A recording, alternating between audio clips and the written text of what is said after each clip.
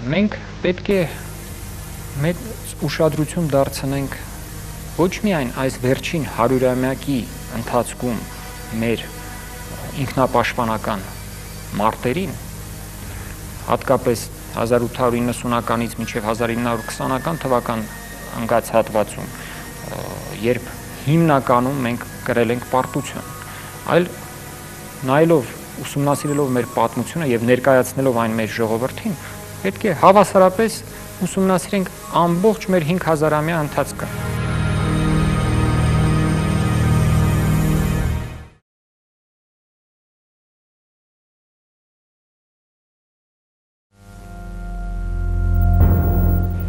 Մեր, իմ ու քո անցյալը։ Այն երկար ճանապարհը, որի կանգառները հարուստ են եղել հավատքով, մշակույթով, գրերով։ Մեզ ուղեկցել են կոտորածներն ու հալածանքները։ Այնքան շատ, որ երբեմն նույնիսկ մոռացել ենք մեր ռազմական հաղթանակների մասին։ Բայց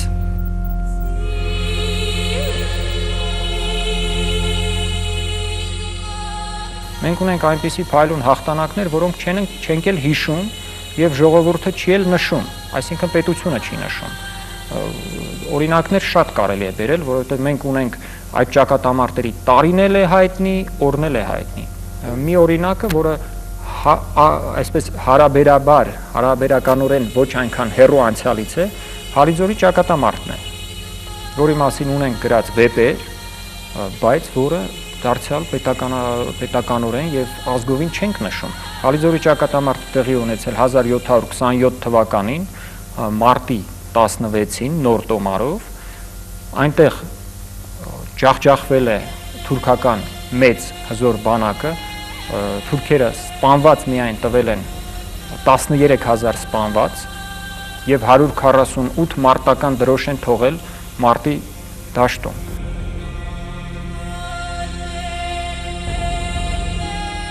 Այսպիսի մեծ հաղթանակները չնշելով մենք զրկում ենք մեզ եւ ազգային այսպես առողջ հպարտության եւ ինքներս մեզ ճանաչելու հնարավորությունից։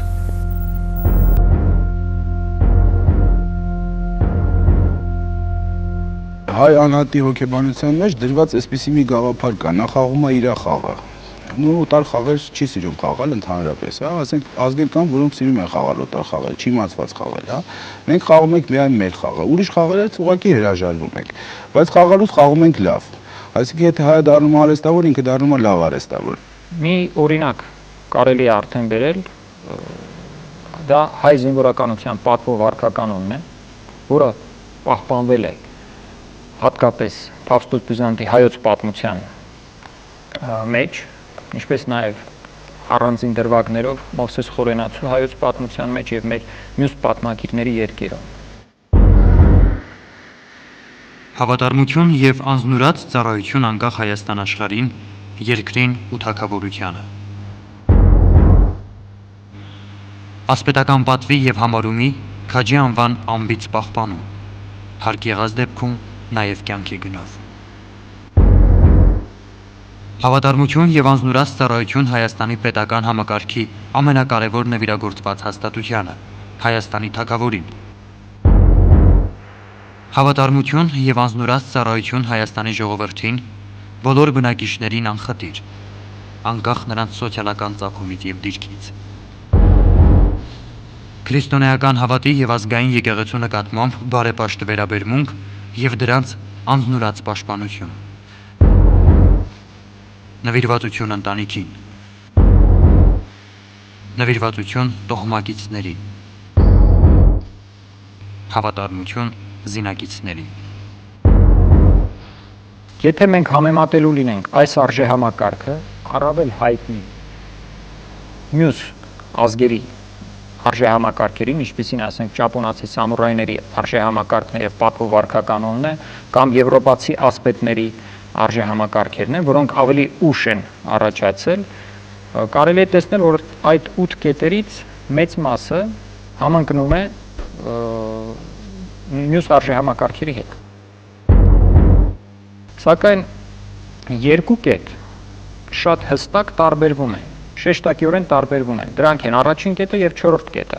հայ զինվորականի պատվովարկականունի։ Այսինքն ամենաառաջին հանձնառությունը, որ հայ զինվորականը վերցնում էր իր վրա դեռևս 4-5-րդ դարում, դա հայրենիքի պաշտպանությունն էր։ Իսկ 4-րդ կետով նա հանձն էր առնում պաշտպանել ամբողջ հայ ժողովրդին, անկախ դասակարգային որևէ տարբերություններից։ Այսպիսի դասակարգում, այսպիսի առաջնակարգություն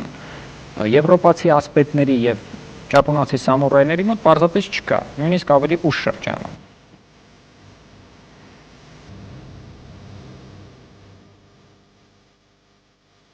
Հայկական էթնիկայի մեջ ձևավորված արժեք է եղել հայրենիքի գաղափարը, եւ հայրենիքի գաղափարը եղել է միշտ արժեքների հիերարխիայի համակարգի գլխավերևում կանգնած։ Այդ պատճառով մեր բանակը, մեր զինվորականը, երբ որ ինքը պարտավոր է եղել պաշտպանելու հայրենիքը, նա դա արել է ամբողջությամբ զոհելով իր մնացած բոլոր արժեքները, դա ընտանիք, ասենք, երեխա։ Օրինակ նույնիսկ հարևան Բյուզանդիայում հայրենիք տերմինը, այդ բառը, ինչպես նաև զուտ հայրենասիրական զգացմունքները առաջացել են միայն 10-րդ դարից սկսած։ Մինչդեռ 5-րդ դարի հայկական աղբյուրներում մենք հստակ տեսնում ենք եւ այդ հայրենասիրական զգացմունքները, բացահայտ այնպես ինչպես ասենք նույնիսկ 20-րդ դարում կարելի է նաև եվրոպական այս փորձի վրա, այնպես էլ բուն հայրենիք տերմինը 5-րդ դարում արդեն առկա է, հատկապես Մովսես Խորենացու մոտ։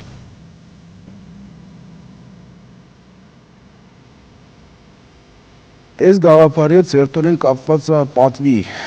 գաղափարը, որը նույնպես հետաքրքիր խնդրալներ ունի։ Երբ որ համեմատում են այս դարի եւ անցած դարի ձեռագրերը, շատ կարեւոր տարբերություն կա, այսինքն այս դարի ձեռագրերի մեջ բացակայում է պատվի գաղափարը, որը որ առկա է եղել անցած դարերում։ Հայրենիքի գաղափարը սերտորեն կապված է եղել այդ պատվի հետ, այսինքն զինվորական այդ պատիվը եւ մնացած բաները։ Եվ այդ ժամանակ վասակ զորավարի ձեռքի տակ գտնվեց գործի պատրաստ 60,000 ընտիր եւ կռվաշունչ ռազմիկ, որոնք միակարծիք, միասիրտ ու միաբան էին պատերազմական գործում։ Տենչում էին մարտնչել իրենց որդիների եւ կանանց համար։ Նաեւ